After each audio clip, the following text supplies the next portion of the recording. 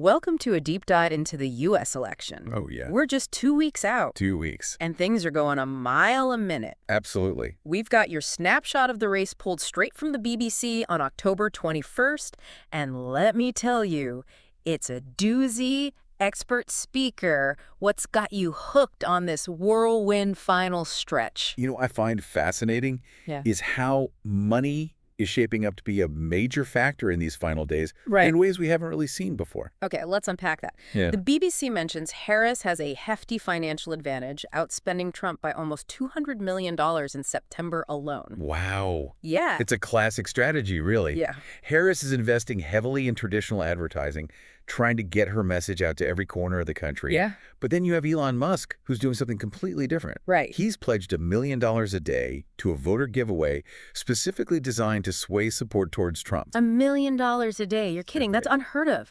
This Yeah. feels like we're stepping into uncharted territory. Absolutely. It's raising serious eyebrows, with some people calling for investigations into whether this giveaway violates any campaign finance laws. Hmm?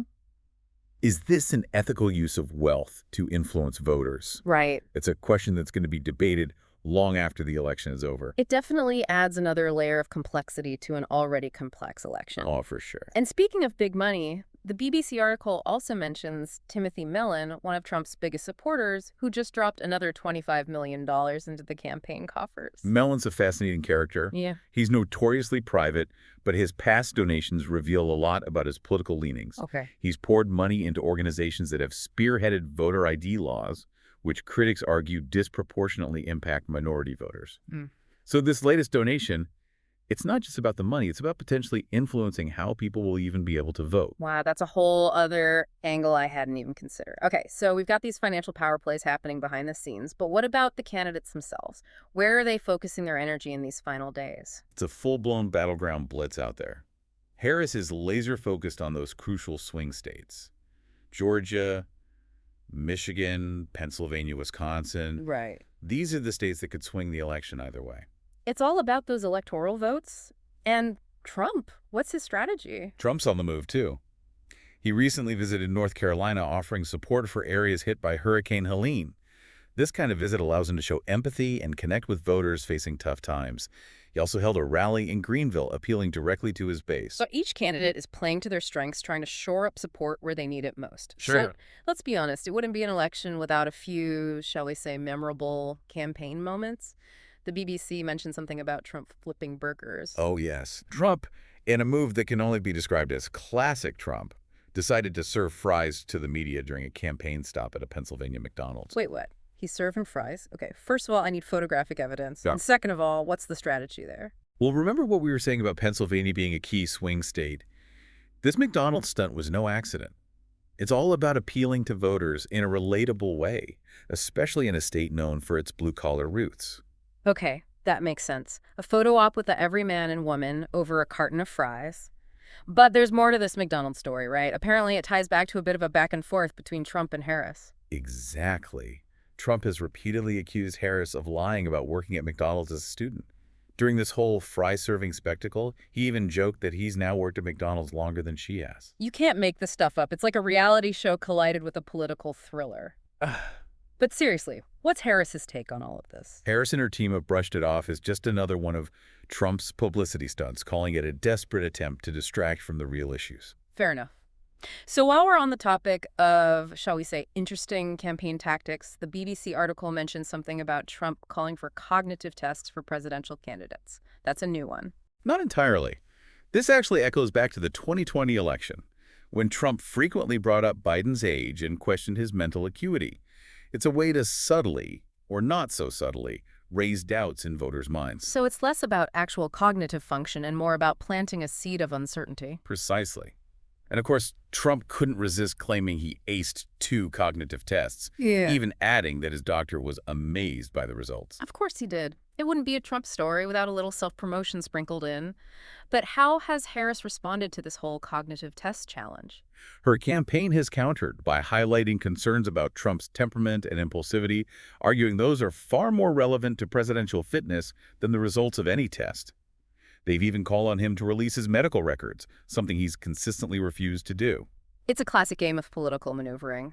But beyond all the back and forth and campaign theatrics, are there any actual policy issues taking center stage in these final days? The BBC article mentioned misinformation being a major concern for the Harris campaign. Absolutely. Misinformation is a huge issue, and Harris has pledged to make it a top priority if elected. She's talked about the need to hold social media platforms accountable for the spread of false information and to invest in media literacy programs to help people discern fact from fiction. Okay, so what's Trump's stance on misinformation? What's he planning to do about it? Interestingly, Trump hasn't really addressed the issue of misinformation directly. His focus has been on immigration, vowing to take immediate action at the southern border if he's reelected. Immigration is definitely a topic that comes up a lot, particularly in Trump's speeches and rallies. Why do you think that is? Immigration is a complex issue with no easy solutions, and it tends to evoke strong emotions. By focusing on it, Trump taps into existing anxieties and positions himself as the candidate who's tough on border security. So it's a way to mobilize his base and appeal to voters who see immigration as a threat. Exactly. It's a strategy that's worked for him in the past, and he seems to be betting it will work again this time around. It'll be interesting to see how it plays out.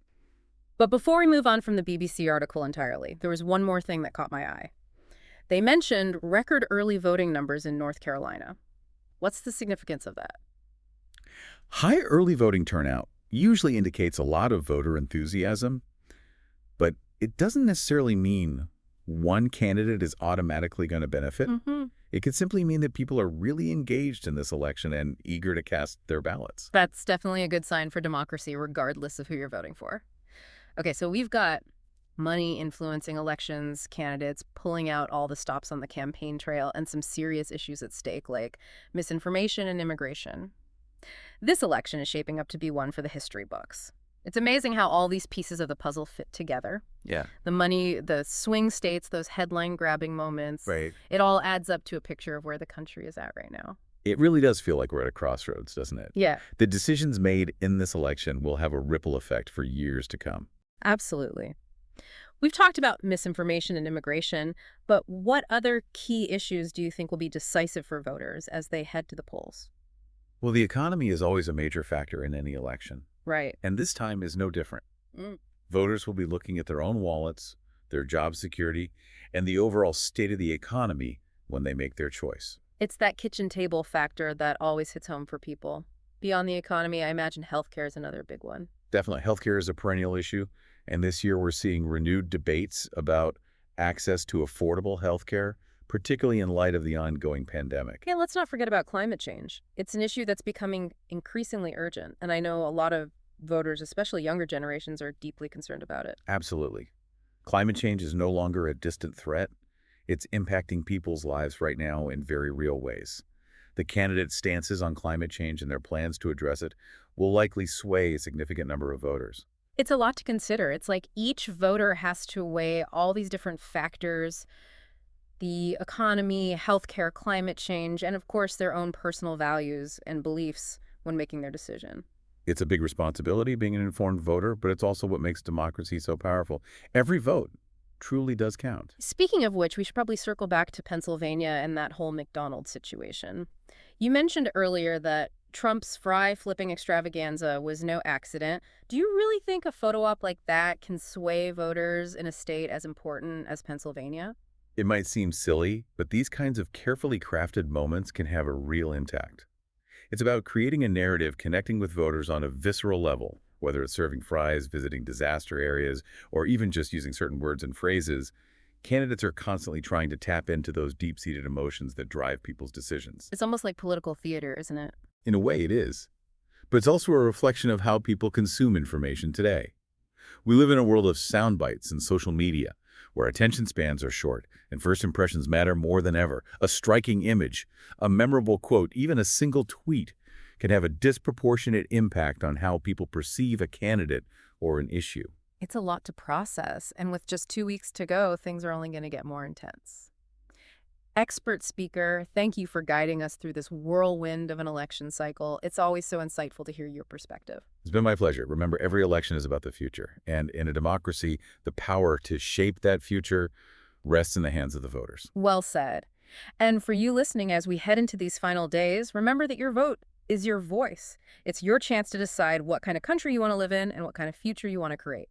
Stay curious, stay informed, and most importantly, get out there and make your voice heard on November 5th. Couldn't have said it better myself. Thanks for joining us on this deep dive into the 2024 U.S. election. We'll be back soon with more insights and analysis as the race to the White House continues.